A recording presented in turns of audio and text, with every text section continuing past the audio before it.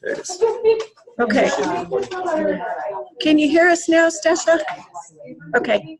We're having a little trouble figuring out how to record it for those who can't be on. So I think we're getting there.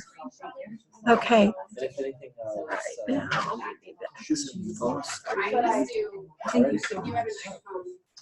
I have, see where it says hold on.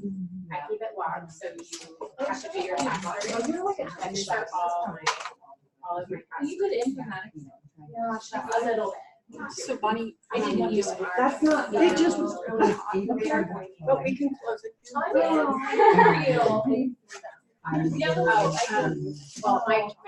So we're just asking a few more, right? Carrie's in this class. I think there's a couple more PhDs, but all the PhDs. Well, we have one. I thought we had 3. Well, here. Huh? I said we have one PhD student here. Yeah, Carrie's busy, talking with those carrying science people.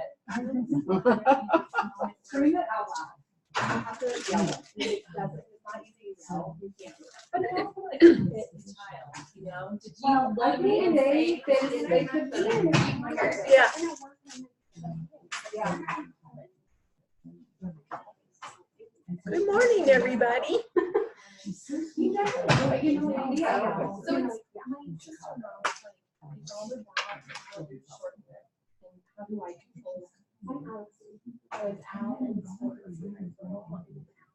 So you probably have gathered from looking at the course shell and the number of people signed up and all of that, that you're part of a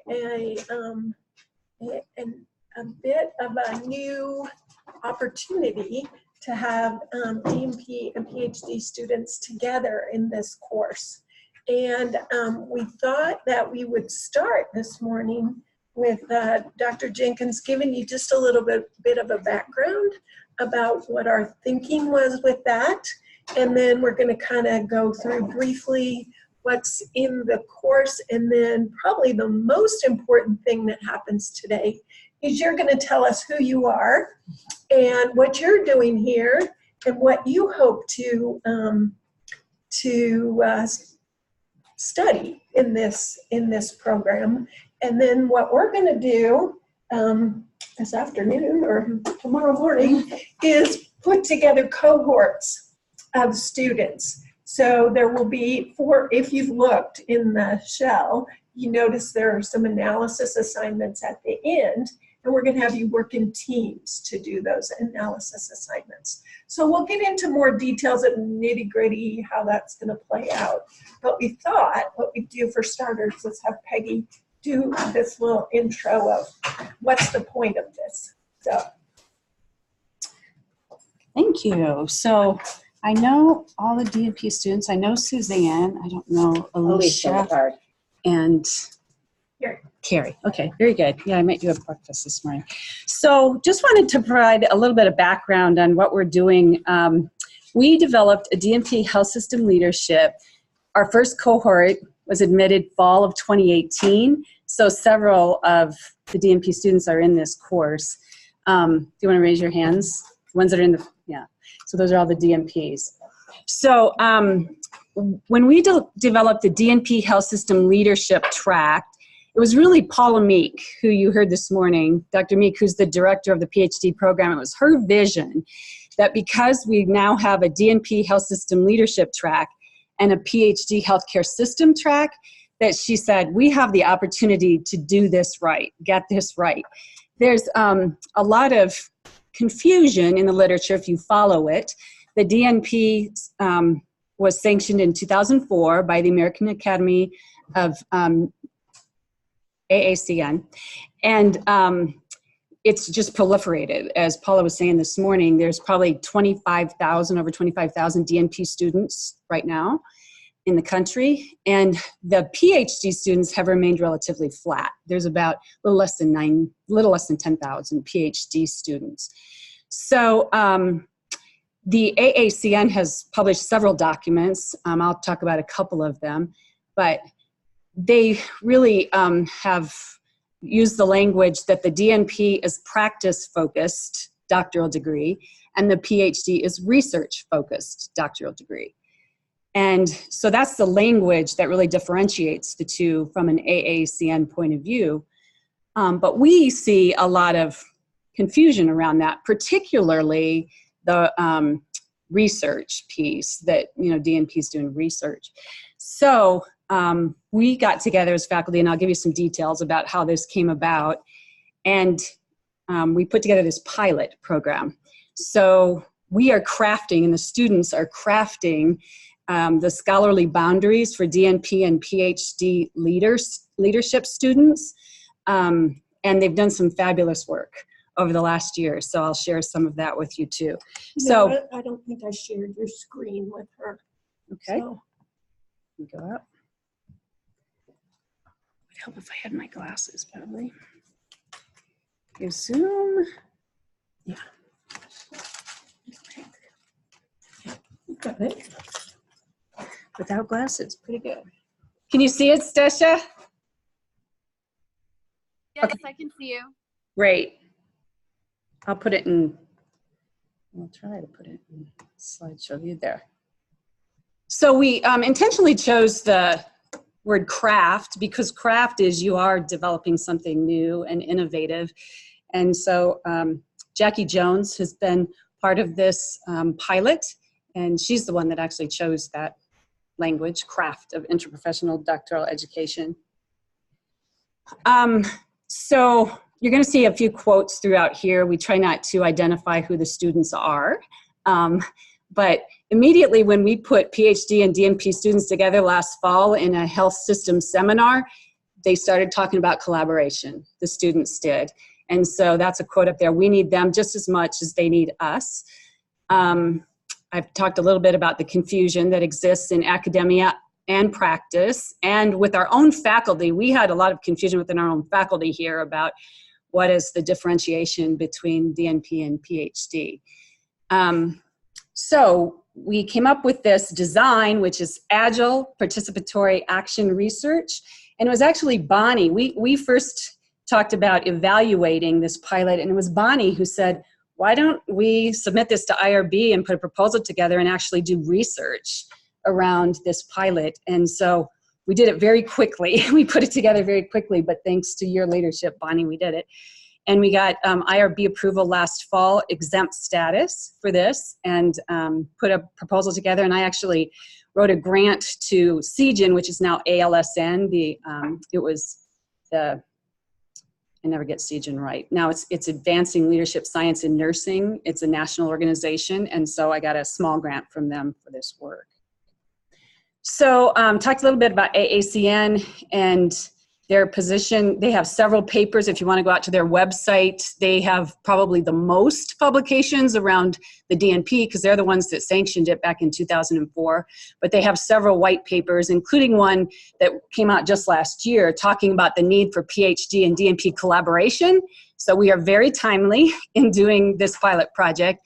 NLN also called for doctoral faculty collaboration, and they had a paper just last year also.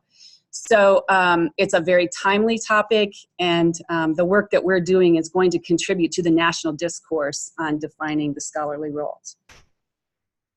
There are some examples of PhD and DNP collaborations in the literature. We're starting to see more. Project teams are starting to work on that, shared resources, practice partnerships. Interprofessional education is talked about a little bit in the literature, not a lot. You see a lot more around interprofessional education, which we think is very important, and we pulled concepts from interprofessional education for this work. But we have not, there's nothing published that I've found yet on including the voice of the student in crafting these scholarly boundaries. So we are leading that with this work. So we had a faculty retreat back last March in 2018, and we knew we wanted to do some kind of collaboration, and that's where we came up with this pilot where we would put DNP and PhD health system students together for 2 seminars, and then we had planned to do it for 2 years. We were going to repeat it again this cohort, but what happened was those seminars changed. The PhD program, for those of you that are in it, you used to have health system, caring science, and biobehavioral separate seminars. This fall, what they did was they put all the PhD students together in those first seminars. So since that changed and we felt we had a lot of good data from the first pilot, what we're doing is this Quant 1 course that is on the DNP program plan. We're going to evaluate this course as part of this continuing research. So we got approvals through our graduate curriculum committee and the faculty last year. So then phase 1 was last fall with seminar 1, and phase 2 was in the spring. And does anybody who participated in that want to comment on your experience through the pilot? Sure, it was actually a really great opportunity to define the roles more intently. I think going into it, there was a lot of, do I want to be a PhD? Do I want a DNP? And when I walked out of it, I was like, no, I think I'm in the right track. And it was really helpful to kind of clearly define how I would partner and how the two sciences can partner together to have a good outcome. So I enjoyed it, and plus it was great to meet our colleagues. Mm-hmm. Other perspectives from the pilot? I follow with that. I think for me, I think it was interesting to do the pilot as part of my very first course experience. And I think it may have been a different experience if it was further along. Because for me, it was formative in trying to figure out what are the differences between the two. How can we collaborate effectively on similar projects or ideas? And it was just very insightful in a lot of different ways. That came from interprofessional education literature that the earlier you socialize people, students, the less chance there is to create those silos and competition, that the earlier you socialize, it leads to collaboration. And we absolutely saw that because we saw it from day one that students were thinking about how do we collaborate. Build on that a little bit, in that the collaboration was very clear between the DNP and PhD students in the midst of seeing each individual student's individual worldview of where they sat in this, and even struggling a little bit with how this mix would impact the education, but it was a very rich conversation from a lot of different perspectives. So in the beginning, I was, from a student, my own individual perspective, filled with a little bit of angst. Toward the end, felt much more comfortable with being able to have a better outcome with the sum of the parts is greater than the whole, being able to have different perspectives. I do think it was a bit unbalanced as we had many more DNP students than PhD students, and as a student perspective, I would have liked to have had more PhD perspective in that, but it was a collaboration came through loud and clear. And I think, the size of our pilot is a microcosm of what's going on nationally. Exactly right. Right. Yeah. And so even today we have 3 PhD students and how many? 1, 2, 3, 5, 6, 7. Well, we have more than that, DNP. But I think the first cohort, I don't think you were in with the first cohort. We had more PhD. Right. We lost some in the second pilot. Our very first, we held a focus group to start with, and we brought in second-year PhD students with first. So we had more PhD students actually in that first focus group than we had DNP. Right. Yeah. But then we've lost, when we actually, in the seminar, there was just 3 PhD students. We lost 2 of them. So then, Suzanne, when you joined, there was this one. So, Jessica, do you have any comments about I that? thought it was wonderful to have that collaboration, and really interesting just to sort of also see a vision in the real world, how we would interplay and how we could actually help health systems research, and how that would actually fit into the vision of your research, so how you could actually pull that into the clinic. I thought it was very, very helpful to understand how you could actually work together to achieve goals in real space to help patient outcomes. And so one of You the, guys are gonna be the pioneers that Mhm. figure this out, because we don't know. we don't. It's new. We don't, but it's great what you're discovering thus far. And one of the things that came out through the pilot was, okay, how do we collaborate? And that's really what Bonnie has been gracious in revising this course so that there are going to be assignments where we're teaching you how to collaborate. So we did brown bag faculty sessions because, like I said, our faculty was very confused and had their own perspectives, depending on if they were PhD or DNP educated. So we had a lot of sessions, and we would bring things from the coursework and talk about it, especially when there was questions, et cetera. So I think I talked about all of this. These are the aims, if you want to read them really quickly. You can't really see the last one very well, but that says defining unique scholarly roles of both DNP and PhD students. And then the research questions, which I'm kind of blocking those, but what are DNP and PhD health system students' perceptions of the unique scholarly roles of the DNP and PhD leader, and how do doctoral health system leaders students construct DNP and PhD leadership parameters through interprofessional education? So it's a mixed method, longitudinal design. We started out with a pre-post survey design, and then our qualitative portion is interpretive descriptive. We started out with a 22-item survey. There was an article published in JONA, the Journal of Nursing Administration, and it talked about the scholarly activities for DNP practice versus PhD research. And so we pulled 22 items verbatim from that article and put this survey together, gave it to our faculty, and gave it to students also here. This is the article, if anybody wants to go see it, Application to CGEN's Research Priorities. We are actually publishing a manuscript in response to this article based on this quantitative portion of the research. So we looked at, we analyzed the data that we got from the surveys.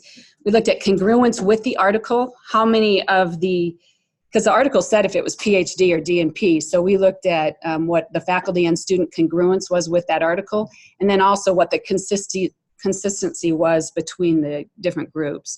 And then for qualitative, we looked at the themes that emerged. So for the quantitative, there was incongruence. There were only 3 items in which we had 80% or higher congruence with that published article. And there was a lot of inconsistency within the faculty group and within the student groups. So we published this. We took this to AACN conference last January. We had 2 posters, one with the preliminary quantitative results and one with the qualitative results. And then as we went to the second semester, we saw more themes emerging, and we took that to the WIN conference. So now we've been working on manuscript. The students are included in that manuscript. We have one that's going to advances in nursing science. That's the qualitative portion. And then the quantitative is going to JONA as a response to that one. So these are the 4 key themes that came out of, we looked at the focus group recordings, we looked at Zoom recordings, classroom recordings, we looked at the text from Canvas for 2 semesters. So we had over 500 codes initially. We had probably 100 or more different texts that we were analyzing. So through this interpretive descriptive, which is actually a methodology that comes from the discipline of nursing, and it's a qualitative methodology in which you're not, it's not so prescriptive about how you have to do the analysis. It's very open to, what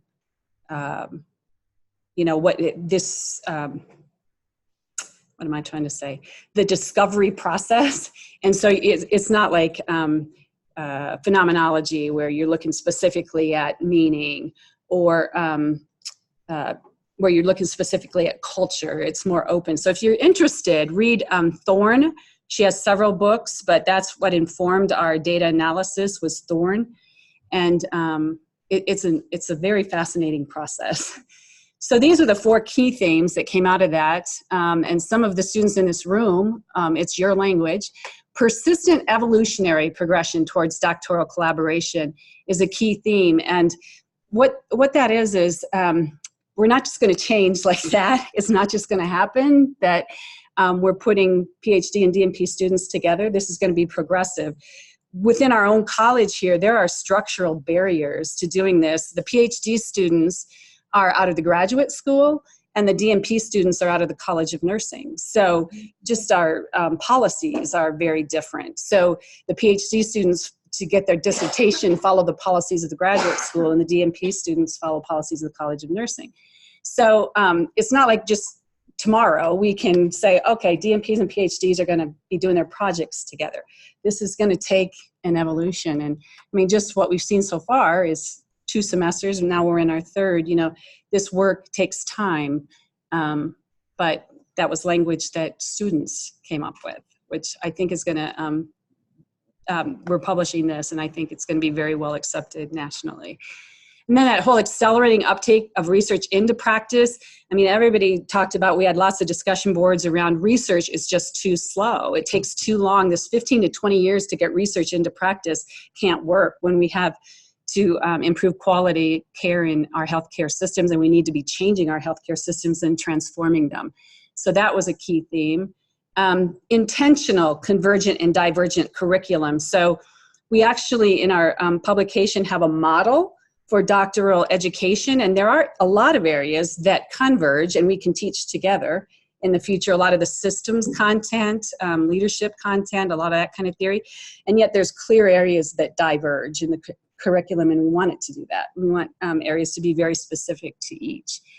And then the mutuality of leadership parameters. It's, you know, we want to get to a point where we're working together, not just in the academia, but out in the practice site. And how are these leaders, what's the mutuality between what they're doing? So these were 4 key themes, and we explain these, we unpack them in much more detail in the publications. So here we are at the Quant One course this fall, and like we said, we have revised some of the assignments, so we're going to be teaching you how. We're going to give you an example and some education around how you could collaborate. We are going to evaluate this course at the end of the semester, so we'll ask you to take some survey that has both a quantitative and qualitative piece to it. So I highly encourage everybody to fill that out, so we have a lot of data and perspective from all of you. And then we plan to continue to innovate collaborations. This is just very pioneering work, and we plan to continue it. So any other comments? Exciting.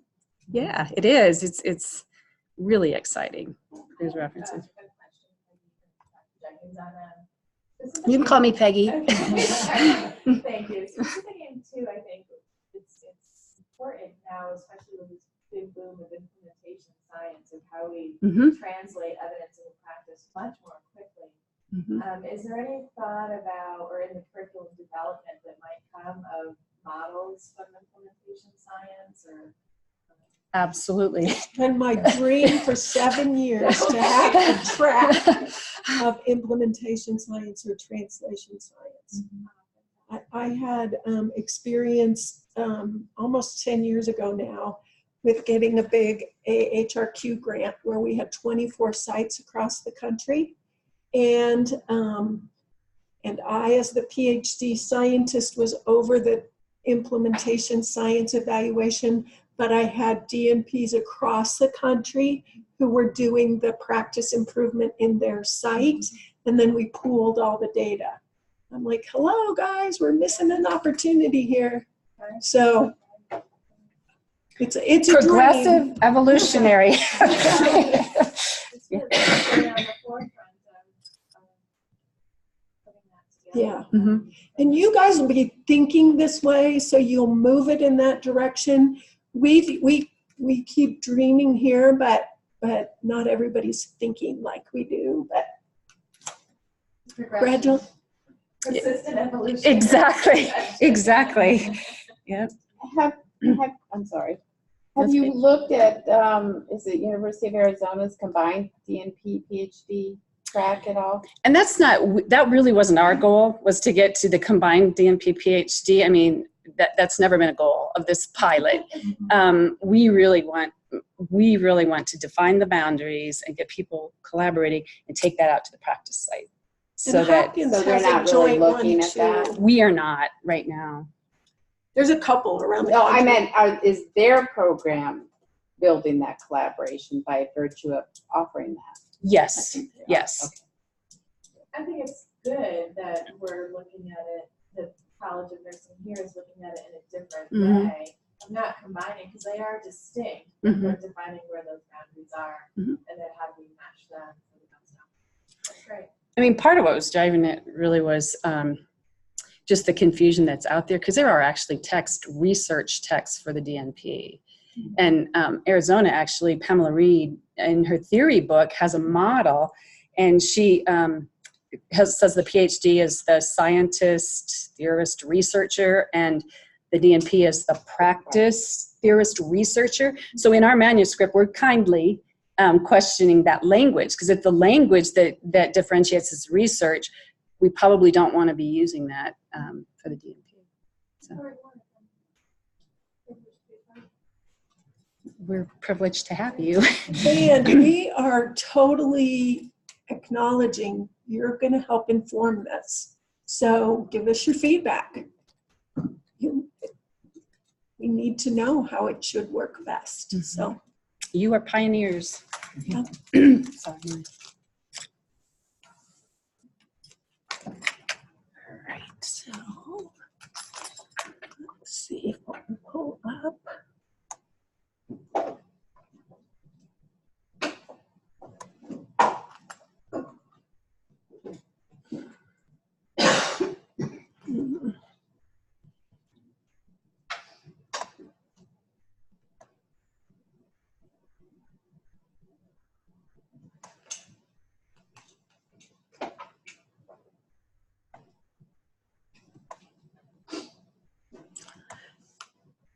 So hopefully you've all seen the course at this point. But Peggy and I worked pretty diligently for the last couple semesters trying to make what seemed to us like rational modifications to the course, being very clear to meet the needs of both groups. And so this is what we've come up with. And I know that you already have done some poking around on your own, but I thought what would be helpful is for us to just take a look at what the expectations are, and then we're going to use the majority of the rest of the time today learning about you and what you're hoping to do. So we ran into a little bit of a challenge with rooms. So this course is really scheduled till noon according to the catalog, but we're going to get booted out of the room at 11. So if we're not done with introductions by then, we can just move into this open space right out here, kind of hog that table and continue as we need to. If we finish early, you get a little bit longer lunch break and you can begin to get to know each other a little bit better. So let's just go to the syllabus. One caveat I guess I'd like to share. For those of you who are not in academia, you may not know how all this works, but there's a process for changing course objectives or outcomes. And what Peggy and I intentionally decided at the beginning of this is that we would pilot this, get feedback from you, get feedback from each other of what went well, what didn't go well, and how we could make it better before we go through that whole process of changing the course objectives. So if you're a DNP student and you think they were written more for PhD students, you are correct. And that's because this is the first time we've had DNP students in it. But the plan is to make two distinct, separate course objectives, course competencies, course outcomes for the two groups in the future. If we decide this works, which we're kind of hoping it does, but you let us know. So let's go down. You read the welcome already. You know the course description. There's the overview. There's the competencies. You know the prerequisite was inferential statistics. I want to say just a word about that. For whichever group of students, whether it's the DNP or the PhD, we assume that it was probably a while ago. We assume that you probably don't remember, you haven't been using it in your job every day. And we're going to do a little refresher tomorrow just to kind of say, oh, remember. And we are going to, you're going to have assigned readings and you're going to get up to speed as the course progresses. So there are 2 required textbooks. I hope you've been able to find them both. So the Portney and Watkins is the Foundations of Clinical Research, and that book actually was written by physical therapists, but it's very clinically oriented. So I think it's pretty understandable. And then the Plitka and Calvin is the statistics. And I've switched off and used other ones that are a little more current. Plitka is getting pretty dated, but I just like the way they kind of put it into usable language for a practice discipline. So we've moved back to it. The PhD students have to purchase SPSS Grad Pack. It's available online there. There is a free version of SPSS, but heads up, pay attention, the free version's not adequate to do your assignments. So you have 2 options. You can purchase a Grad Pack. You can see if your job has access to the full version, or you can come use this lab and do those assignments. But the free version available online does not give you access to what you need to do the analysis assignments. And let's just go through, here's kind of the topics and the assigned readings for each week. And it's a lot. You're in graduate school, you're getting a doctoral degree, and it's hard work, but it's exciting. And the payoff is, I think, incredible. So we're thrilled to be a part of your journey. So you're going to come up with either a research question or a PICO question, which is 5% of your grade. You're going to critique an instrument, which is 5% of your grade. You're going to conduct critiques of an experimental and a quasi-experimental study. Those are each worth 10%. There is a midterm,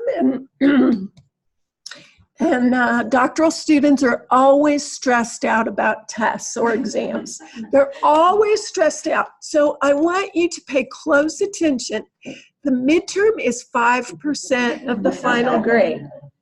So as you're trying to drive yourself crazy with memorizing everything you've read in both of those textbooks, just remember it's 5% of the grade. You realize I know. Everybody's like, okay, what is it? We see midterm or final or test. We're like, Yes, I'm aware. And then your proposal outline is going to be 5% of the grade. The proposal itself, you can see, I think is the most important assignment. It's 20% of the final grade. Now, the good thing about the proposal is you get feedback on the question, whether it's a research question or a PICO question. If you take that feedback and refine that question, and then use that refined question to develop the outline is also a little bit of your grade. And then the proposal. So it's like 30% of this course, almost a third, focuses around that either project or research proposal. So that's what I'd like you to stress about. But I get it. Y'all see midterm and you get worried. And then the data analysis and interpretation exercises, there are 4 of them. It's 10% each. And the way Peggy and I envision this to work is that each of those kind of has multiple components to it. So, so the components are to do the analysis, to do the interpretation, and then to do the clinical implications. So the analysis is going to be the responsibility of the PhD part of your team. The PhD student on your team will do the analysis. The interpretation will be a joint interaction between the 2 of you, because no matter whether you're doing the DNP or the PhD, you need to make sense of what those statistics say. And then the clinical application, we're leaving to the DNP students to take the lead on. So, so we'll say more about those as we reach, those are the second half of the course. So that's how we're envisioning it. The grading scales listed for you, and then the individual assignments are below. So with that little brief introduction, I guess one question that came up before from students in the course was, is this your DNP project that you're focusing on? Is this your dissertation topic? And my advice, and Peggy, please chime in, my advice is it's the best use of your time to make it useful. So in my opinion, every course should build toward that final project or that final dissertation if possible. Now, occasionally there are students who've decided they're going to do qualitative and they're not going to touch quantitative for their dissertation or their project. And then this course, this proposal might not fit. But I usually try to persuade you that mixing the methods would be a good way to go. But you don't have to do that. But yes, absolutely. So students in the past have said, well, I felt like I was cheating if I was using this for the final project or dissertation. No, that's the point. That's the point. This, in my opinion, you're kind of building whatever, a brick wall, and each course adds a few more bricks or whatever, a house, however you want to look at it. But absolutely anything we can do to help you use these assignments to move your work forward, that's what we're hoping. So, questions about anything that's expected? How will the collaborative work between DNP and PhD students look? Yeah, so you guys will have the option. There is a Zoom button in the course that you can meet virtually. Sometimes students set things up outside the course to meet virtually, but we will devise the teams based on what you say your interests are and how we think there might be some mutual benefit to putting those folks together. But really, these assignments are things way out of your area of interest probably. You know, I'm a peds person, so you're gonna get some peds stuff.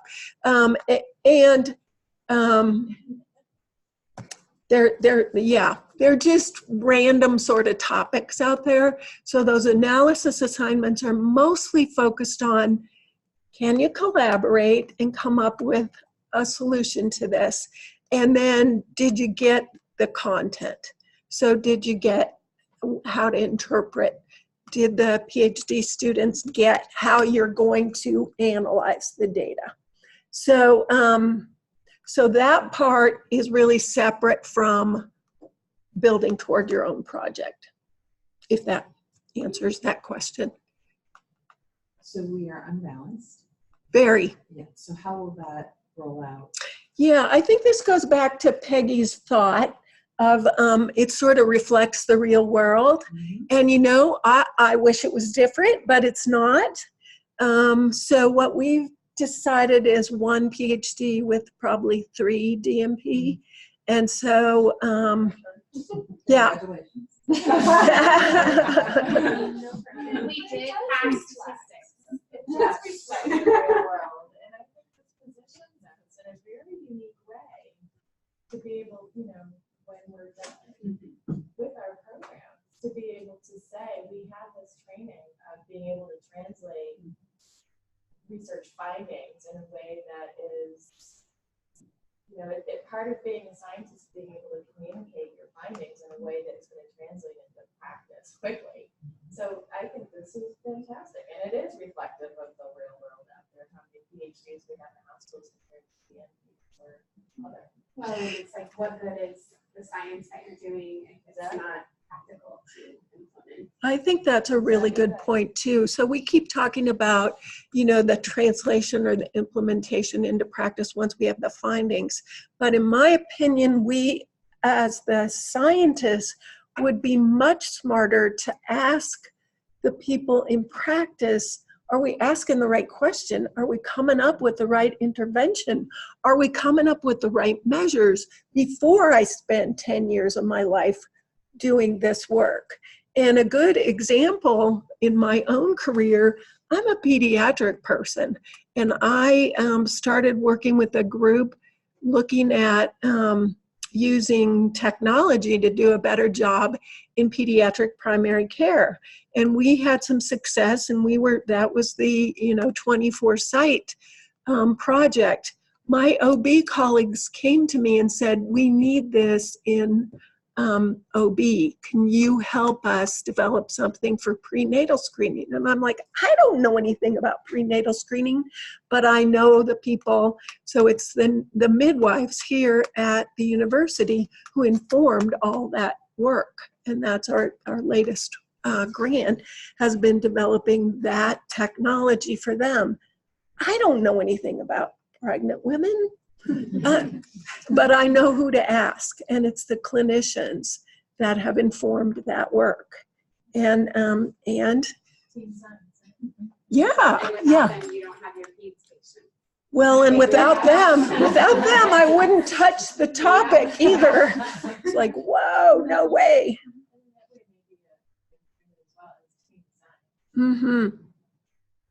Yep. So, do you guys need a little break to run to the restroom before we start the intros, or shall we start the intros? And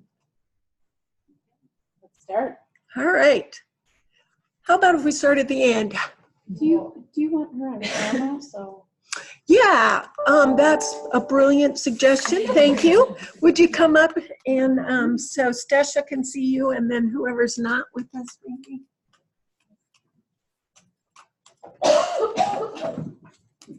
sorry. Thank you. It's the educator. Yes, And it I sure appreciate is. it.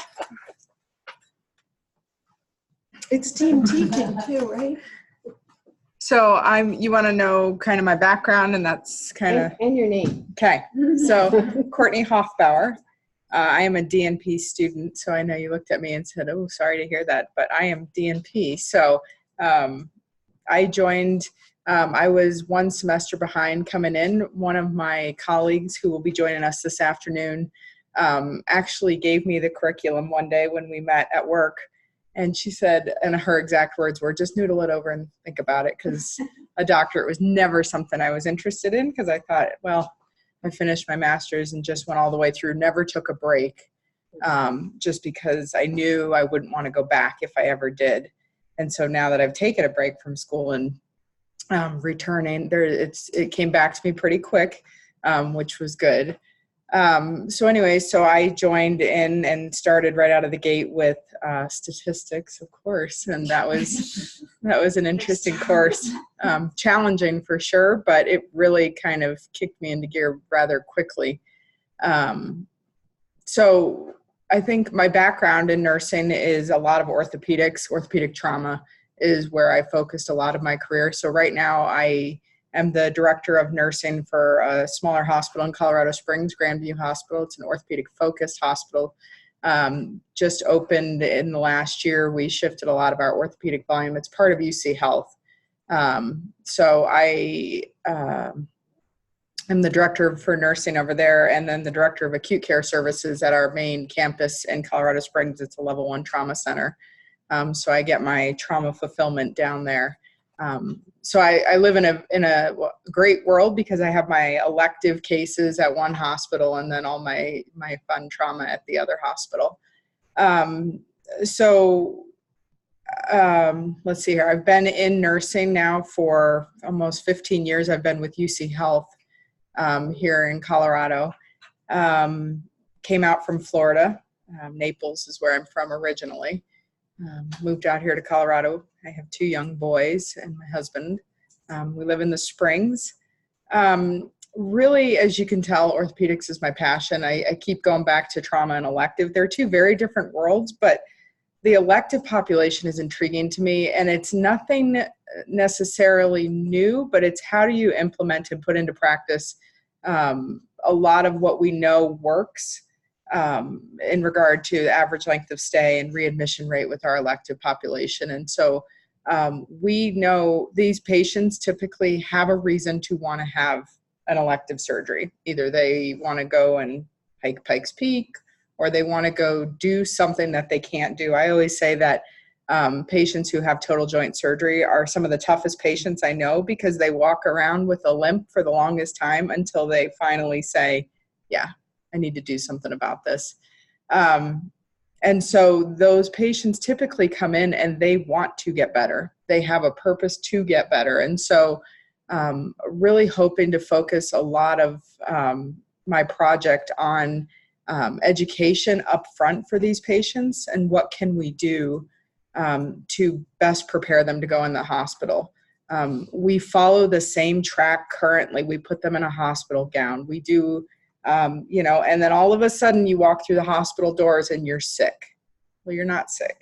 And so how do we educate patients so that they really come in and they know that this is a replacement that's going to better their life, and that we continue that process, and that it's a quick in and out of the hospital and they're on their way to recovery. So that's a lot what I would like to focus on. Anything else? Any other questions? People have questions for her? Comments? Thank you. That sounds very cool. Oh, cool.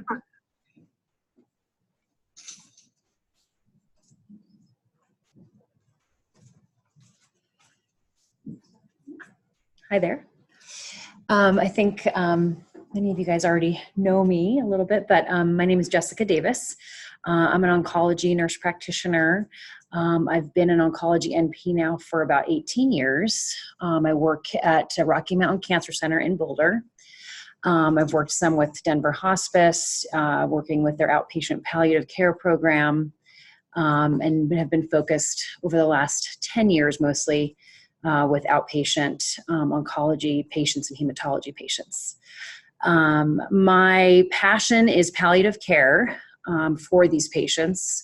So my intention is to have my project focused on that. I actually started kind of brainstorming at the clinic I'm working at now to put in place an outpatient palliative care program within the practice, but it's been a little bit of a struggle actually already, just talking about that with our doctors, because they are thinking about consulting with the hospice agency and bringing some of the physicians in the practice and having them pay rent and see patients. And so it's been a little bit interesting already to kind of try to navigate how I can, as an advanced practice provider, institute a program that we are running within our practice, which I think is so important because we know our patients and know how to manage their symptoms probably more than the average provider. So that's about my interest. I have 2 children, a big dog and a couple of cats. And the Gracie. No, that's Okay. not me. Not that big, but he's Okay. big.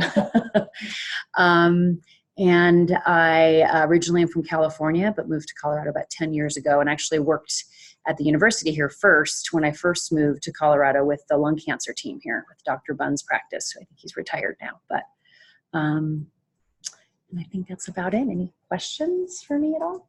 Have you met Jenny Rabin, who's a PhD student? I don't think so.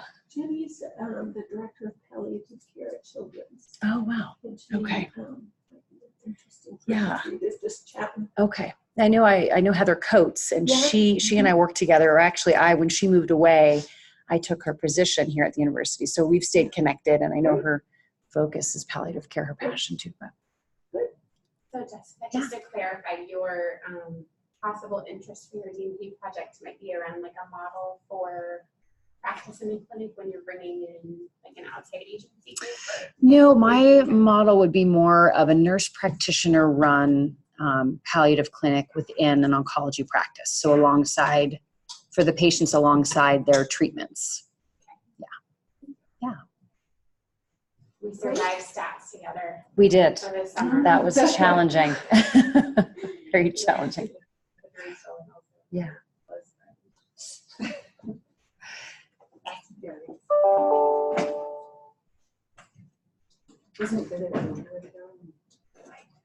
Yes.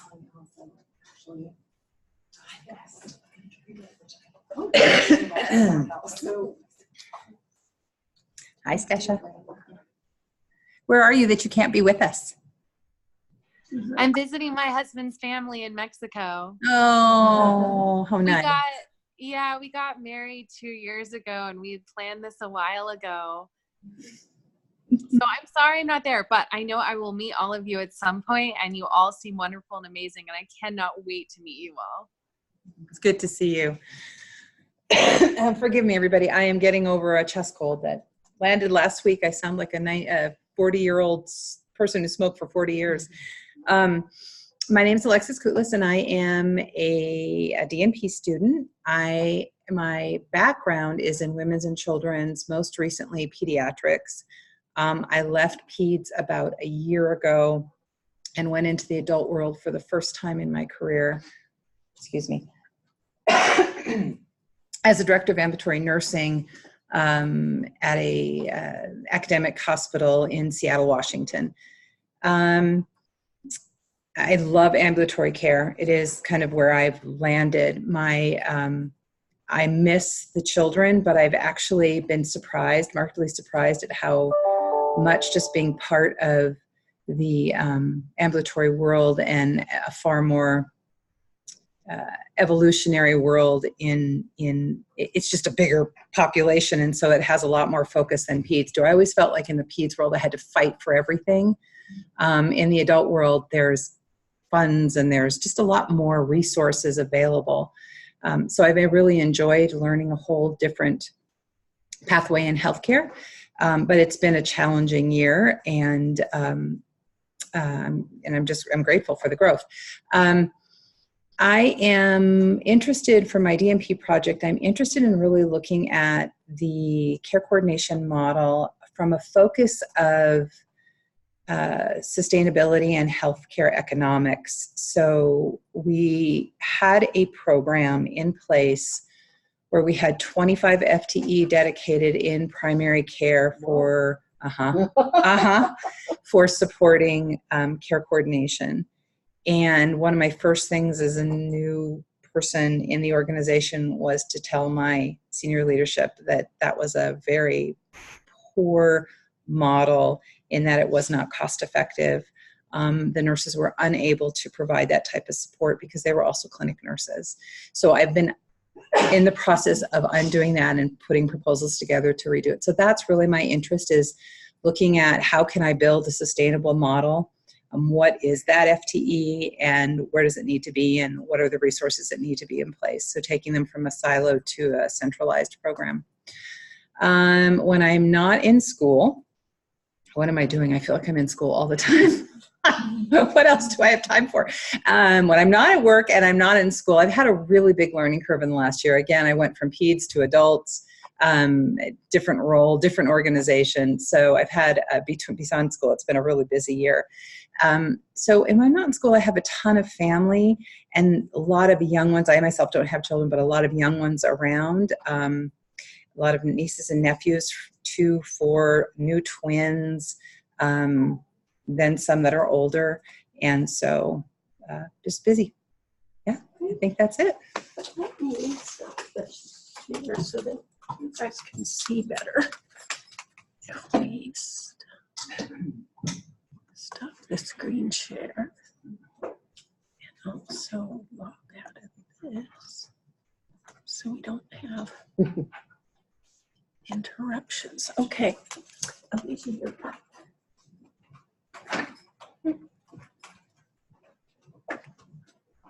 Hi. How do you say your name? Hi, How do you say your name? Sasha. Dasha. That's pretty. I love that. Thank you. I'm Alicia Lepard, and this is an unflattering camera view. Oh my God, me too. Me too. Oh, thank you. I am in the PhD track on the biobehavioral. Little background. I have no little background. Let me just preface that. My first career was as a 20-year paramedic throughout the United States, including Detroit, Alaska, Las Vegas, and a little bitty island 1,000 miles southwest of Hawaii, where I was one of the original Regents graduates and tested out of nursing school, and became a nurse as my second career in prophecy of my father at 18 years old, who said, "Become a nurse, it's a good backup position." So I did. And I've never stopped going to school. I have 4 masters, 3 postmasters. I did 2.5 years in a DNP track with the University of Massachusetts, Boston. And then discovered that what I want to know isn't DNP material, it's PhD material. Plus I lost my DNP project site due to a job transition and couldn't finish it. So I love all things diabetes. I am a nurse practitioner in acute care, family care, geriatric care, and emergency care. Because again, I don't know what I want to be when I grow up. I'm never going to grow up, so it's not a question. And so my thesis, my dissertation is looking at it's actually already named, it's called Chasing Air, Characteristics and Signs in Non-Traditional Glycemia, Atypical Insulin Resistance. And yes, it was a 3 a.m. nursing desk title that, everybody collaborated on. And I want to know, there's a unique cohort in type 2 diabetes that are very high insulin users. They use greater than physiologically normal. And for those of you who aren't in diabetes world, type 2 diabetes generally uses between about 0.8 to 1.2 units per kilo per day of insulin when they go to insulin. Well, I have this huge cohort of patients who use double or triple that. And I want to know how in the clinical course we identify them earlier so that my nurse practitioner friends and my physician friends can see Carrie walk through the door and say, wow, you're going to need a lot of insulin until we figure out how to break this thing. And that's not bad, because the flip side of this is the clinical inertia that occurs with these patients.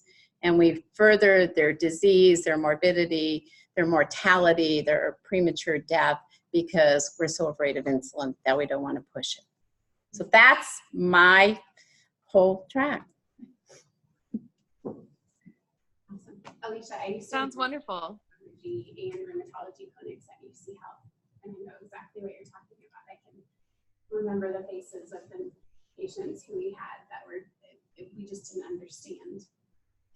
We don't, and then we tend to blame the patient. Yeah. And as You're not compliant, or you're not doing something right, right. we're blaming them when in truth there's probably a physiologic undertone we have yet to discover. And Dr. Hernandez is my advisor for this, and I just told her with glee today, I found the founding statistic last week that put forth that 17% of all people with type 2 diabetes use greater than 100 units of insulin a day. And so it's out there. So are you guys ready for a little break? Do you want to run to the restroom? Yes. We're doing really well time-wise, so. How about take 10 minutes and then we'll come back and meet the rest of you. I love that you already have a title. Alicia, have you, I'm sure you have, but have you dug deep enough to see if that varies for the type 2s on orals or? Well, I am not going to look at orals at all because I'm never going to have the resources to judge your insulin use. I can't put them in plant studies and discover that. That's So, really cool. yeah, I'd like to, but Yeah. Sorry. It looks so familiar, and I was trying to figure out, maybe it's just. Those bathroom breaks, Dasha. I don't know. Maybe bathroom breaks, Yeah, that's maybe, it. maybe that's what it is. Are you okay? Yeah, I just feel like I have allergies or something. I woke up Really early this morning. My eyes were you did drive over today. No, I came up Sunday. It's, last time I came on Labor Day, it took me 7 hours. Right. Yeah, like, But I love my stuff in the car. We'll be hot. I like that. yeah, that'll feel good. Okay, I came out fine. She helped me a lot, and then I just kind of, I don't know, I just didn't feel good about any of it, and I just kind of been Are you better now? negative, but I'm sure this week will help.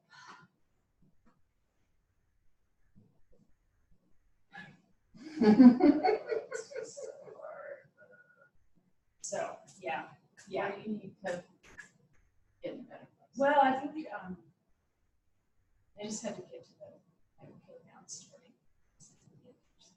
I'm excited about this. How'd you do? I gotta run to the bathroom. I'm gonna not make it. Go, go. I'll be Okay, right I'll here. be back.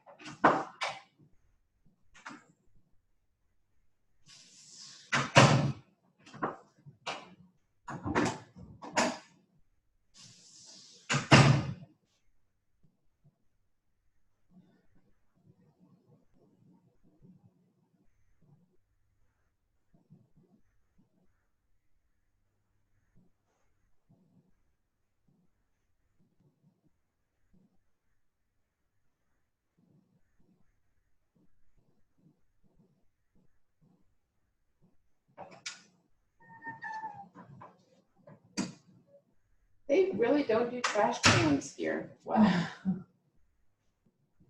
I guess it's the pack it in, pack it out and tell it. Uh-huh.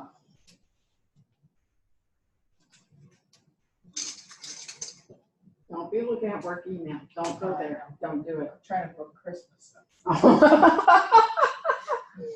So I was going to tell you my fascination with your field from a diabetes perspective. I want there to be a standard that sets A1C prior to elective. Yep. We're starting to do it in my community, but God, they fight me on it. Yep. You know, That's where, I mean, if you can get some, we are at a point right now with our physicians where I've got maybe a handful that would be willing to do that, but they just have to be willing to cross that threshold. Mhm. I mean, that preoperative optimization is so important and has everything to do with the outcome of the patient. especially on electives. I got a guy getting a rotator cuff, and he's bound hold for 6 months because he won't get his A1C. Oh, I I'm know, it's starting tricky. insulin. I mean, he's been Because through that little bit providers, makes and it he's look like you can get It here. It's not that hard. Yeah. And thank God the surgeon's like, going, yeah, no, we're not doing that. What was the name of that person that you mentioned to me again? Jenny Raven. Jenny Raven. Yeah.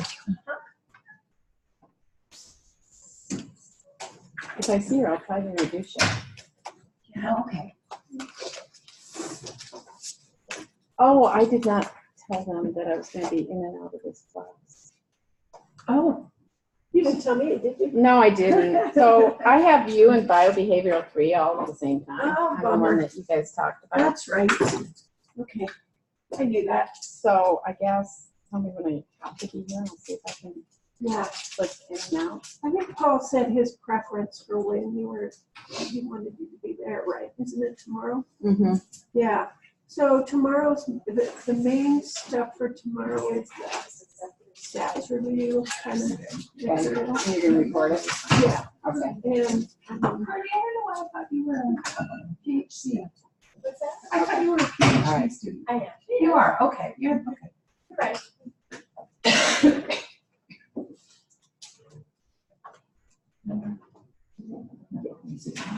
That's Courtney. I'm sorry, yeah. I thought Suzanne. too. I was like, I thought Courtney was PhD. So I was like, oh, there you are. All comes together. It all comes together. That's why we. What's still your last name again? Koulas, K-O-U-T-L-A-S. Oh, okay. I'm just excited to get to. It's I'm so not- excited. I think it's fun to meet everyone. When I see you online. I know.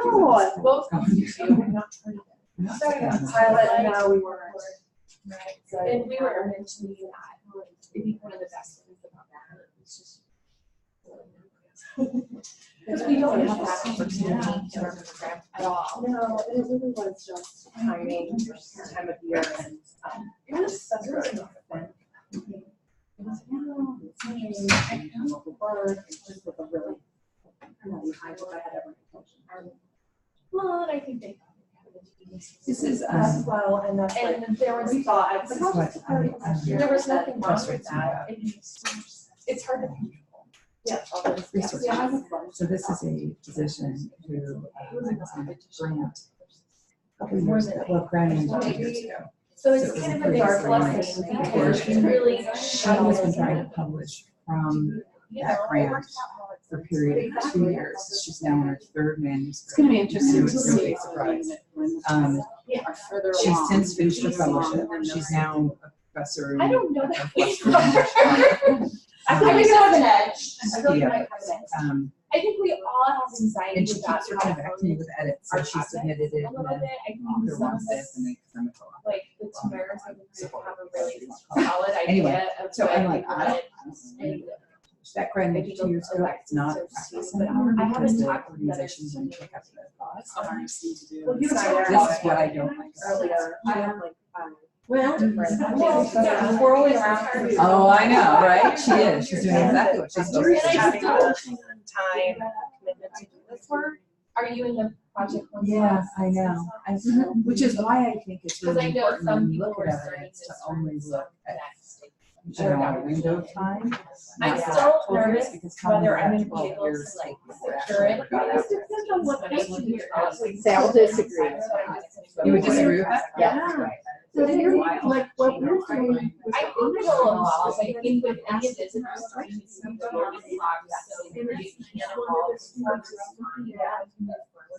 What's the difference between an age group? Yeah, I started with my question or whatever. So maybe Maybe help me right? Yeah, I guess it's kind of what it is, yeah. I mean, I'm looking at old problems, I mean, translation, so to speak. And there is no data on my phone. I was so excited to saw the statistic. I'm very happy. Well, I think But you know, because we thought it was a dead subject. It's not. Yeah. A lot of it is. Yeah. So we need to pull it out. What's not yet. Well, see, that actually brings up a really interesting the thing. physiology hasn't probably changed in the last 10 years. The physiology was- I had to be. Right, it's just that we don't know what to Nobody do looked about at it. We don't know what to do about it until you let it wither away. Yeah. You know, I think it's time to relook at it. Yeah. Hey, Stesha, I'm going to ask you to go next if you would. Yeah, I would love to. So, let me see if I can make you a little louder here. But you can hear me? Not very well. What happens to my fertility? So you have a lot of birthdays coming up. I do. Yeah. Wonder if there's something.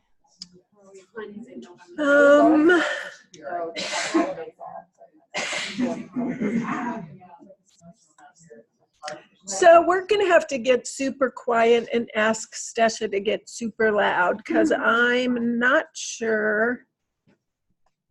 Let's see. Yeah, I'm kind of maxed out here, Stasha, so you're gonna have to go loud. Can you hear me? Yeah. Oh, good. Okay, so I know it sounds like I'm kind of yelling, but I figure that's okay. My name is Stasha Selsky. I have been a nurse for 7 years. I was born and raised in Los Angeles, California, although I went to nursing school in North Carolina. I started out as a cardiothoracic nurse. I loved working with adult patients. In early 2013, so let me back up. I worked for UCLA Health in Westwood, California, which is just the greater Los Angeles area. And I started out as a staff nurse for the cardiothoracic adult population, and I loved it. We implemented a new electronic medical record system in 2013 called Epic. I'm sure some of you are familiar with it, some might not be, but basically what ended up happening to me is there were so many problems when we first implemented it. I went to go have lunch with the chief nursing informatics officer and told her, hey, there's some problems. I think we should fix it. And I ended up working with the clinical teams in the IT department. And then I fell in love with technology and how it impacts healthcare. And so I moved into the nursing informatics team permanently in 2014. So I have been in informatics for about 5 years. After I got my master's, I thought it would be, well, my boss and I thought it would be really cool to go ahead and enroll in the DNP program, because what we're finding in technology is that there's a lot of research on patient outcomes and impacts to nursing practice, but there's technology that is more and more involved in the patient care. The systems we use to monitor patients, the systems we use to document anything from our admission assessment to sepsis, how it impacts us in ambulatory care. So right now, as an informaticist, I focus on a couple of areas.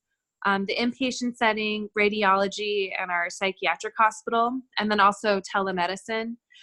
I am really interested in telemedicine, especially in Los Angeles, because I'm not sure if you guys have heard about the 405, but it's basically gridlock at all times. It's very difficult for our patients to get to and from office visits. A lot of times patients have to take off time from work to be able to go to one doctor's appointment. A lot of times patients have multiple doctors, so they'll have an internist, a cardiologist, a neurologist, someone for diabetes. So there's all these different people they have to see. And also for our surgical population, they have a lot of specialists they need to see, but also for our patients who have recent surgery, especially since I'm interested in cardiac and thoracic, who go home because we're trying to use clinical pathways to get them to go home sooner, who end up coming back to the hospital for readmissions, and it's become very costly. We're not effectively managing these patients from home using routine office visits. There's a lot of programs we're trying to implementing, but my first program as an informaticist that I helped to implement was a triage program. So we have a triage call center, but we're looking at expanding that. And I did some research in another class on remote monitoring and telemedicine, because I do work with our telemedicine team and I'm very interested in that. And what I found in the research and the evidence is that for surgical populations, well, let me back up. So for people with chronic conditions, there's a lot of evidence that says remote monitoring for patients at home has a lot of benefit, especially with heart failure and diabetes. However, there's, at least in California, there's not too many areas using it for surgical populations and preventing like readmissions to the hospital that are maybe unnecessary. Also, caring for patients when they're home, because what we're finding is that when patients are going home, maybe a week or two after surgery, they're running into issues that they don't know how to handle, and it's not routinely monitored. So one of my big interests is remote monitoring, because I'm hoping for UCLA Health that we can not only figure out a way to remote monitor these patients, but use it effectively. Because when you try to implement technology like this, there's considerations for workflow. How do we do it? Staffing. How are we going to monitor them? Do we use a outside call center and then they escalate to us? Do we use our own call center? At what points should we be monitoring these patients? Is it every day? And there is a lot of research around it, but it's not something that we've been able to implement yet for our cardiac and thoracic populations, but it has been approved and we're trying to implement it. But we are running into quite a few barriers, and it's with the technology. So I'm really excited about it, because I'd really like to figure that out, because what we're trying to do is, it's not just about the cost and use of resources and hospital 30-day readmissions. It's really about our patient outcomes. What I'm hoping is that we can figure out a way to use technology in the patient's homes so they don't have to spend all of their time frequently coming into routine office visits, but we can communicate with patients from their homes, and then take pictures, take vitals and all of those things, and make sure that we're changing the treatment plans based on that, and then decrease the number of times they need to come into the clinic, and then also decrease the number of times that patients are readmitted to the hospital. And when they do get readmitted to the hospital, that it's appropriate. There's a lot of different types of telemedicine, but I'm specifically interested in technology that the patient can use at home that can connect the provider to real-time data for the patient, so that we can change their treatment plan at home, or if it's appropriate, have them come in for a visit, or if they do need to be admitted to the hospital, we can do that. And so hopefully it will decrease costs and then improve how our patients do after those specific types of surgeries. So like I said, I mean, I'm a nurse. I've fallen in love with technology. I'm currently a nurse informaticist at UCLA, and that's what I'd really like to focus on for my DNP program. And also, my organization's really invested in trying to improve our outcomes for these patients, because we do so many, and we also are a transplant center. So we also do lung transplants and heart transplants, and our lung transplants are one of our patient populations that gets frequently readmitted, because it's so easy to get an infection and it's so hard to care just through routine clinic visits. So we're also hoping that might help that population as well. Did that make sense? I love your premise, Stacia, and I just want to say, as a rural practitioner, because I live up in northeastern Wyoming, we're trying to do some of the same thing, and I'm fighting with actually Denver and the transplant team to reduce the amount of time that my patients have to be in Denver and can't be back home, where we know they'll recover better. Because I agree. And I have a degree, by the way, in clinical informatics, and I'm one of the certified nurse informaticists. But because I believe you're right, telemedicine is going to be the way to do this more economically, safely, and with better outcomes. So if there's anything I can contribute, tap me. Yes, I would love that. Thank you so much. And she's right. We have patients who fly in from other states. We have patients who fly in from Nevada, some from Arizona. I'm not sure if we have any that fly in from Colorado, but we have patients come from a lot of areas of the United States, and going home is really hard for them. So we're trying to make it better so that they can go home and we can still care for them at the same time. Hey, Stacia, it's Allison. Hi, how are you? Great, good to see you.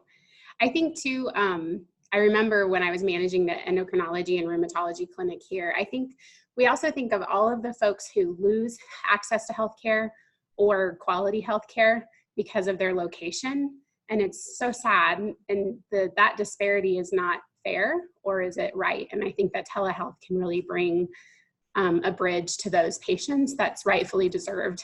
And I love your project ideas. That's great. Thank you. You're absolutely right. We have a lot of patients in LA who have to drive 3 hours to a doctor's appointment, or 4 hours, but it's just not reasonable. Yeah, true. Thank you.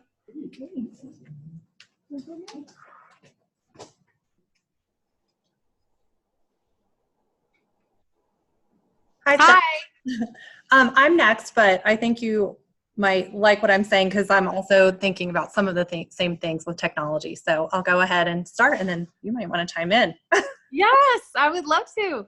Okay. Go ahead. I feel like I should look at you and everyone else too. First of all, I like how diverse this group is and all of the different projects and things we're working on. It's just really, I feel privileged to be a part of it. It's going to be a very rich experience, I think, for all of us to learn from each other. So my name is Rachel Nauman. I am a NICU nurse times almost 20 years now. I have been in NICU management, have also been the manager for women's health and breastfeeding medicine for the last 7 years in that kind of role. I've been very blessed with the opportunity beginning next week to kind of be temporarily, maybe permanently removed from my role, which I'm kind of excited about because being the direct supervisor for 143 FTEs has been very taxing, and I'm ready for a break and change of scenery. The pediatric acute care manager and I have been pulled to kind of look at a project related to patient progression, throughput, and kind of discharge readiness in our children's hospital and women's services. We are a children's hospital within a large academic medical center on one floor of the hospital. We have a lot of challenges. I think people often forget that we are a children's hospital because we're kind of hidden among the adults. So a lot of things that are centralized need to be centralized to the children's hospital and not to the medical center. So we're looking at kind of restructuring some frontline leadership roles, maybe taking away the typical role of the charge nurse as bed manager and kind of putting them back at the bedside for clinical support. So looking at what kind of systems can we create that will not only improve patient progression, discharge readiness, but also take away that hotel management because we're spending the majority of our shift shuffling patients around in very siloed and fragmented ways. Part of that work, we bottleneck up. So we're turning away patients. We're losing patient days. We're canceling surgeries, delaying surgeries.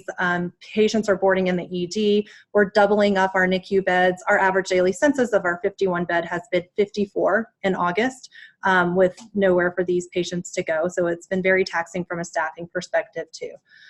So one piece of that, which is what I'd like to maybe focus my project on, which I keep changing my mind like every other day. So I really am thankful to be here with you all to help to focus and maybe bounce some ideas off of you. As part of my business proposal for our spring course with Dr. Reed and Dr. Jenkins, I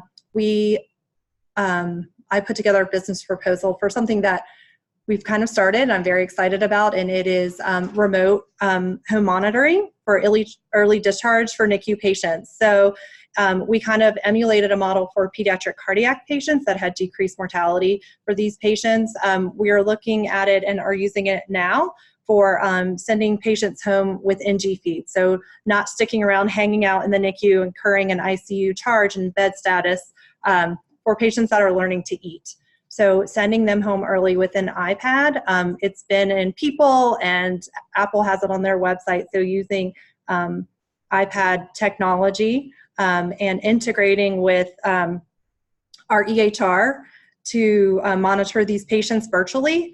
We have pod setups in the NICU, so we have pods A through H, and ironically, our virtual pod is iPod, so it's pretty cool. I see you got a kick out of that. So that was like it was meant to be. So we would like to further this to different populations, maybe look at it for NAS patients, patients maybe going home on palliative care. So I'd like to work with our palliative care lead to use this in her population, and looking at if this is going to help decrease length of stay and increase patient progression to stop that bottlenecking, and patient satisfaction. I mean, these babies do better at home with their families. I mean, the literature supports that. So really thinking about how we can utilize that and make it nurse driven. Right now, Locus Health is who we're working with. They're getting a lot of physician attention, but not much nurse attention. And looking at the IOM kind of call to action for nurses to really drive these kind of interdisciplinary team project improvements, that's kind of where I want to focus this and make it nurse driven. So looking at what that takes. So That's so the University of Virginia. Okay. Mm-hmm. That's so interesting because ours is really going to be nurse driven. The nursing department approved the proposal, and the care coordinator that we are going to get is going to report to nursing and work with both our cardiac and thoracic service lines, which is going to be interesting because our surgeons sometimes want different things or have different ideas. So when we design these programs, it has to be a collaboration between like the providers and the nurses. Mm-hmm. But the first line of contact, or the people who are going to be interpreting the clinical data, are going to be the nurses. And then we're going to have to design an escalation scale to the provider. Right. So that's a culture shift it's going to be a culture shift for us. Right now, we have the primary attending rounding on the patients with, one of intermediate care nursery nurse leads rounding with them, but not reviewing the data, not escalating. So it's kind of like bedside rounds that aren't nurse driven, but looking at how we could do this more. So it's just one of many ideas. So I kind of interesting. I mean, it's proven in the literature to have better outcomes. I believe that was studied with heart disease patients was out of Wisconsin. Maybe. I haven't looked at the cardiac patient population as much because that's not our cardiac kids go to the PICU to convalesce after surgery, so we don't see them back after they return. But yes, I do. The cardiologist who created this program and is still driving it, he's very willing and open to kind of expand. You mentioned sort of an exemplar study where the NICU babies went home. And if I remember correctly, it's out of the University of Wisconsin where babies would be going home and being monitored between first and second stage surgery for those babies that have hypoplastic heart syndrome. Yeah. And it keeps them out of the hospital. It decreases all kinds of risk factors, and they have better outcomes. So it's an exemplar that you can follow, absolutely. And I'm wondering if even if you virtually get that nurse who piloted that study and the physician partners that she gathered, and start to create a strategy with them, and then bring your physician partners. Ask them what barriers she had first. And this is from Wisconsin, is that? I believe okay, I'll Google. Study the paper. Well, it's interesting. We've had between 50 and 60 enrollees for just the remote monitoring with the NG for feeding. And we've had one readmission from that. Everybody said, oh, they're going to get readmitted. This is not safe. This was, kind of the fear. And it was nothing related to the feeding. So for the NG piece, but it is only driven by the one attending. So we need to expand it into an interdisciplinary model and look at other populations for use. So. Go. Yeah, I think there's several things I love. I have some NICU background. I've taken care of all ages in critical care, but I also think, obviously, first and foremost, the patient quality, that's most important, but then you also think of the quality of life that you're giving back to those families. And if they have that virtual support and all that they've already learned while they've been practically living there for 6 months, they should be successful with that. I hope so. And being that we're pod, our families can't stay. So it's just another piece that would really help. I love the part too about the palliative care options, be able to take those babies home, but not feel like you've just been dropped off the face of the earth. I agree. You're in your home setting, but you still have that support and that guidance. And right now we're not using it in a telemedicine way, which is what we'd like to do for consults for lactation or speech. We're not doing that. We're just reviewing data.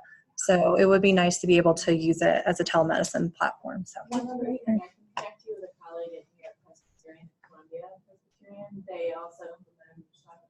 program that was nurse-driven with a physician colleague for babies that were born with severe illnesses, and they implemented a palliative care plan of care track that was an option. So right from the very beginning, and they created an infrastructure processes, and it's been having amazing outcomes where families now feel like palliative care is an option, and they actually go home with the baby. But they completely changed the plan of care for those children, from the consults they get not being whisked away to the NICU, but actually staying in the labor and delivery unit, having private care, having supportive care come into them, bonding, a totally different plan of care. And it took a nurse who partnered with a physician. I would love to get that So I will contact connect for me. you. Thank you. Yeah, thank you. I have a question for you. Yes. Is your focus going to be NICU discharges, or is it going to be pediatric? So that's what I need to think about. Okay. So that's, And are you going to be doing any metrics on outcomes? yeah, so I had developed a preliminary dashboard looking at length of stay and readmission rates, kind of looking at that. Mm-hmm. Yeah. It sounds wonderful. I think it's wonderful. It's a great idea. I'm back. Hi. Hello, I'm Allison Selman, and I'm in the DNP leadership track. I got my MSN in the ILE program from CU and decided to continue on. My about 16-year nurse background includes a lot of critical care ER trauma, and then organ donation procurement, and then leadership from acute inpatient to outpatient ambulatory, a little bit of specialty pharma with infusion, immunology infusions. And now I have the best job so far on earth for me. I work, Peggy said she totally pinned me for this job. I work for Hillrom Company, which a lot of you recognize that name for hospital beds, but it is an innovative company that's been around since 1929, who wanted to bring home furniture look into the hospital for patients for hospital furniture. But we do way more than hospital furniture. We also own Welsh Allen, which you know, our vital sign machine equipment tools, and we own Aspen Surgical and Trumpf Medical, and now also Volt, which is a communication platform between caregivers and patients and providers. And so just right offhand thinking, I really would like to do something that has to do with either safe patient handling or with decreasing HAPIs, pressure injuries, hospital-acquired pressure injuries, and decreasing length of stay by a new technology that Hillrom released in May, and that's called WatchCare. And it's a chuck pad technology that is wireless, that lays underneath a patient and has an RFID chip in it. And you use it on patients that you know are incredibly incontinent, immobile, all those things. And it will alert the staff through the call light when the patient's had an incontinent event. And so, we all have hourly rounding in the inpatient world, but if you just change someone and then you leave and you come an hour later, they've been in an incontinent event potentially for about 59 minutes, really. And so looking at that new technology and how it can really improve patient outcomes even more than what the company's already found, I would be interested in that. Or the first one I mentioned was safe patient handling. So Hillrom also has a large arm of safe patient handling equipment called Liko, L-I-K-O. And it's based out of Sweden. And it includes overhead ceiling lifts, mobile lifts, and a whole bunch of different slings, and how do we utilize those slings, and really trying to get hospitals to understand the return on investment for those, employee satisfaction, and decrease in injury, removing people from the workplace. And I actually had a herniated disc in my back, you probably remember, and had surgery at UC Health for that.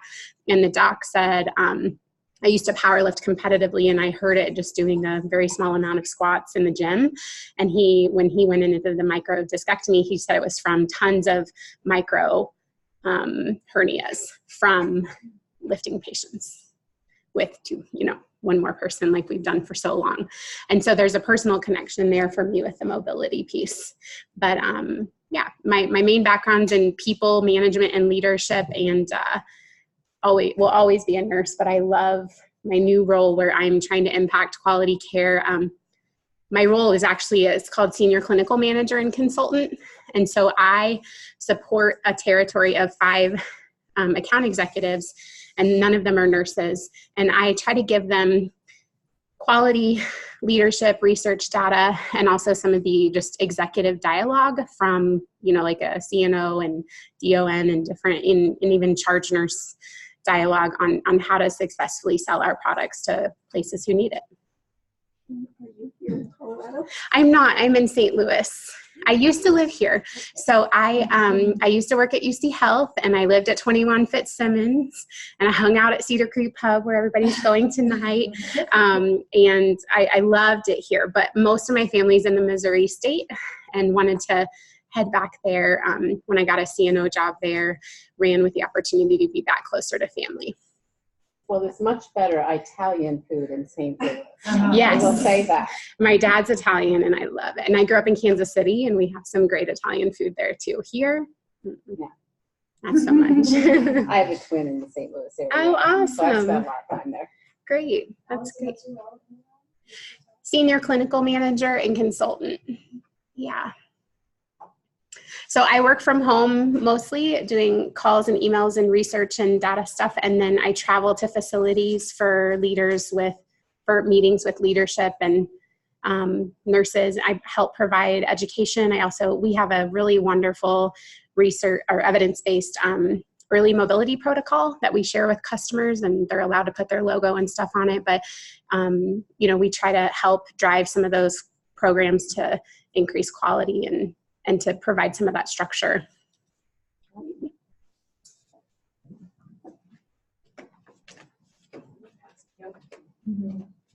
I get nervous. Coming to the front. Hi there. Is it Stacia? Stacia. It's Stacia. Okay, I'll get it. I've seen you in. That's okay. Well, I'm Julia Pearson, and I'm part of the DNP cohort. I was also part of the iLead program, so I recognize some of Allison and Rachel from that as well.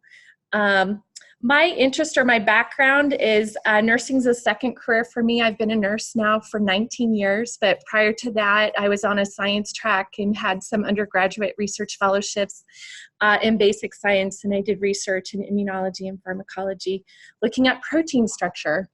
So various things. I just like the fact that my research that I worked on would take 15 to 20 years to get to my patients, and so that drew me to nursing practice after about 4 or 5 years of doing that.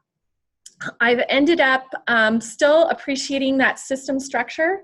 I am attracted to positions that really influence processes and workflows, and found that I had a real passion for professional development and kind of moved into a clinical education track. My background is in operating room nursing.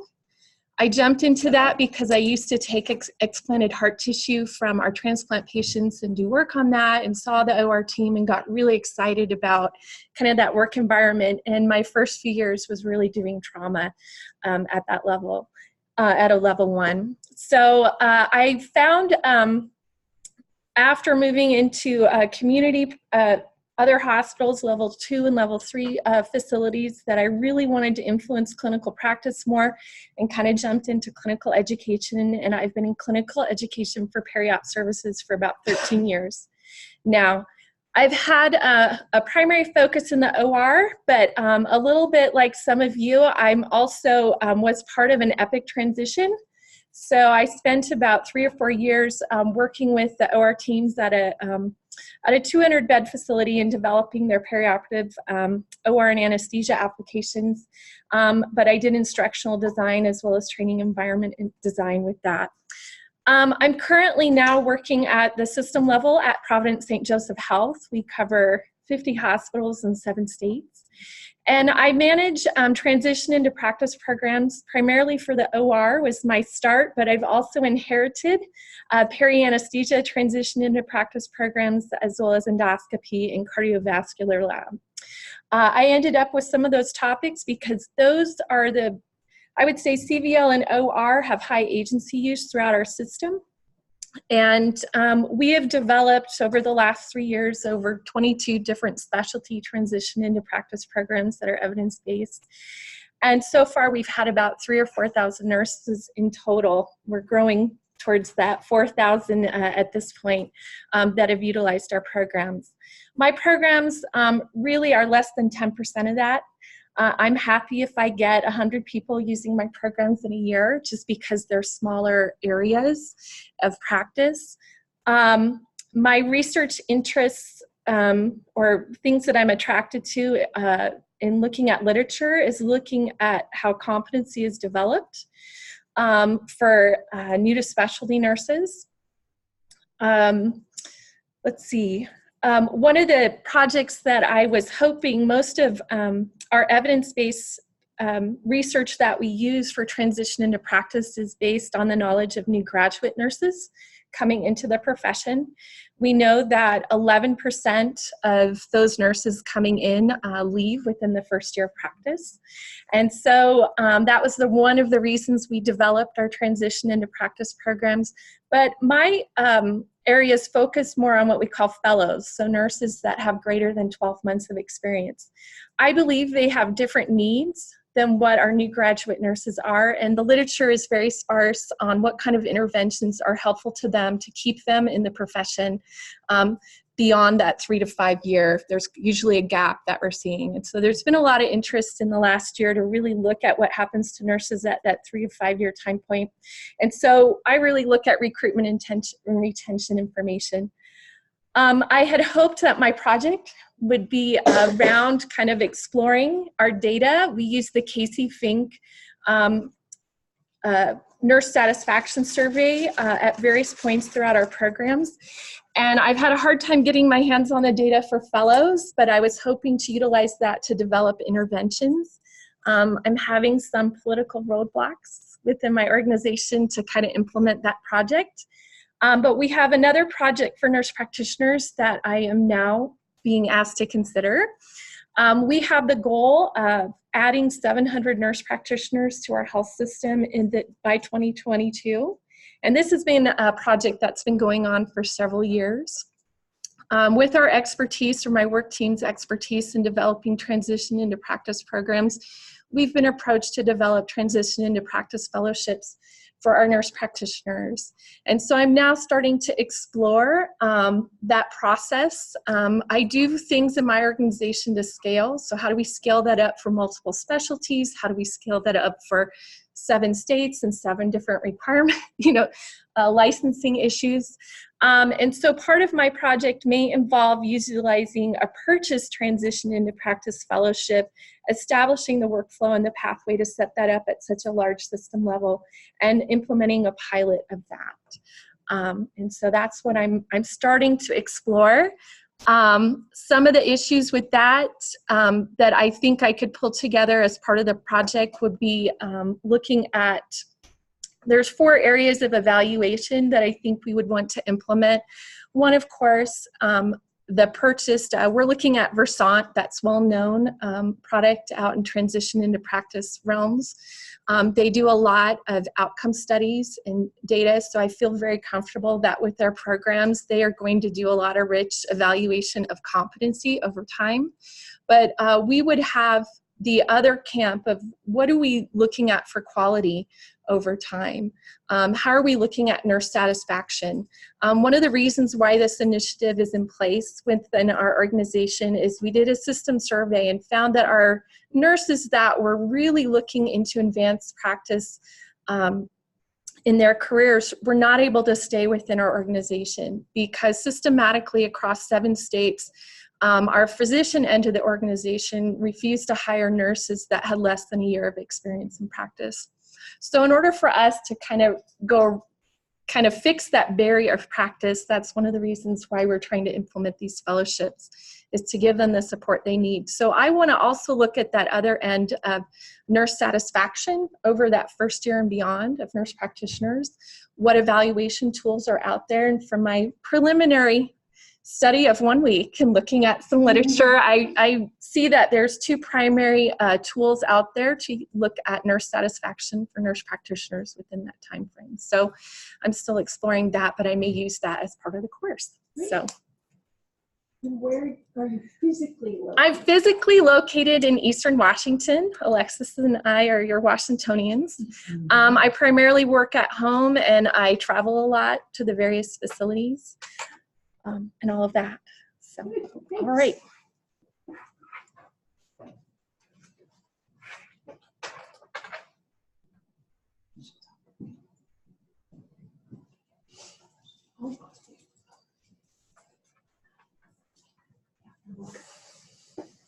Hi, everybody. Great to be back with everyone again. My name is Suzanne Courtwright. I'm an administrative director in the Research Institute at Children's Hospital of Philadelphia.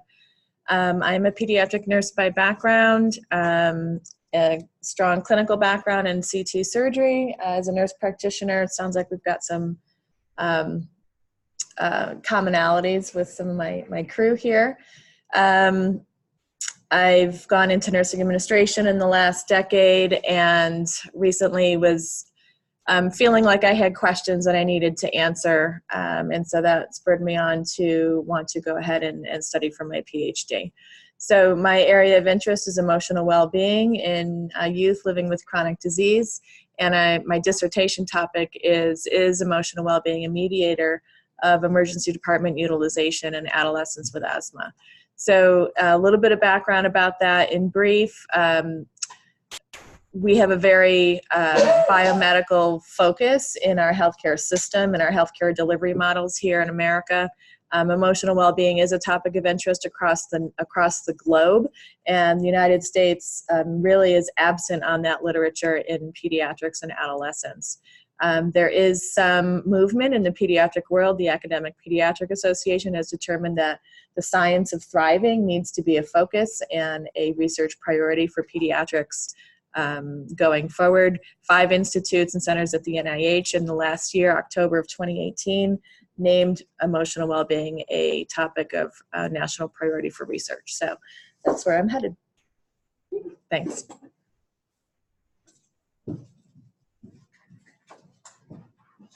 That's a quick, short explanation. It's like she's got that elevator speech down. Sounds like you have that elevator speech down. I'm trying. I'm sorry. So I'm in Philadelphia. I thought I was going to get off the hook. I'm Carrie Wyruth, and I live in Grand Junction, Colorado. I'm a psychiatric nurse practitioner. I have been a nurse practitioner for about 9 years, and prior to that, I worked with as an RN with the seriously mentally ill. I went straight from nursing school right into mental health. So it sounds to me like a lot of this, the ideas and the interests are very similar. That the projects between PhD and DNP. So I'm looking forward to working together. I have kind of morphed in the last year into looking at end-of-life doula. And so I'm in the caring science track, and it doesn't necessarily have to be palliative. What I found as I'm in the process of completing the Conscious Dying Doula certificate is basically what it is. It might be considered an elective at some point, but that's in Boulder, and Taryn Estes runs that. She worked with Gene Watson to develop a similar system of using an inventory for nurses to evaluate and look at how they deal with end of life. And so palliative nurses kind of have this, it's not something that a lot of palliative nurses struggle with as much as acute care. And so the idea of having that clinical to research has really come to light, in that a lot of the acute care nurses I have talked to say, I don't know how to do this. I don't know how to talk to patients when they're dying. We have the aggressive care or end of life. Yeah, a curative versus curative. And that's just a culture. And so when you're talking about, is it the politics maybe behind, or what is the culture of the end of life being driven by that curative? Why can't we look at curative? And so we were talking with Dr. Sousa about an infant who is not doing well at all. So why do we want to force that infant or that patient or that child or that adult? It can be in the emergency room, it can be in palliative care, force them into our ideas of what the aggressive care should be, the model of that. Why not look at quality of life? And everybody's been mentioning about end of life and quality of life and decreasing length of stay because it's expensive, and people want to be at home. They do better that way. And making the end of life care something positive and beautiful. And so it is an abstract topic. I struggled putting it into an NIH grant this summer. I feel a little shaky this semester because that was really challenging. And then of course statistics is something that scares me to death. But that's what I'm going to look at, is to teach acute care nurses how to use a reflective inventory when they're working with patients that are dying. It can be on a med-surg floor, it can be in a palliative setting, it could be in a NICU, it could be wherever. So, but my focus is going to be acute care nurses. I love that term, end-of-life doula. Yeah. Did you different than palliative nurse? It is different. It's complementary. So I'm in the VA system, and we have a consultative team that includes a physician, a pharmacist, nurse, social worker, and a chaplain. So you'd think, okay, well, we have it all covered. Well, as an NP, I'm not going to do anything with medications because there's a pharmacist there. And so the doula actually comes in and spends the time. Nurses don't have the time that the doula model has, and that's also working with the family and really asking people, how do you want to die? And there's an incomplete structured way to go through this. It doesn't have to be from A to B or to Z, but it helps you to organize, how do you want to feel physically, emotionally, what miracles are happening in your life and with your family right now. So it's complementary to that entire team. Is doula reimbursed? Not yet. Not yet. They're working on that. It's going to be something right now that is essentially asked for, and that there really is not a lot of research. And if you look at the Hospice and Palliative Care Organization, they have just started to research it. There's hardly anything published, which is also a challenge for me right now. Seems to me you could bury that into the care coordination model for payment purposes. Into that role? Who is a doula? A doula is somebody who's trained. It's the same as a birth doula. What is is it a nurse? Is it? It doesn't have to be a nurse. No, it doesn't have to be a nurse. It can be social work. It can be anybody.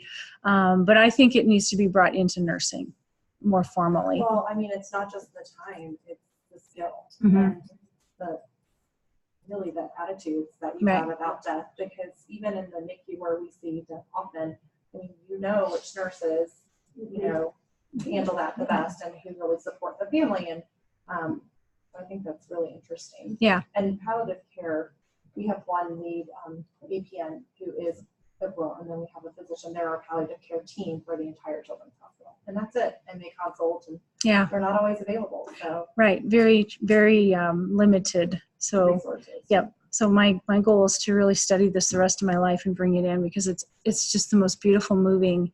It sounds like a really fiscally responsible way to do it as well. Mm-hmm. Yeah.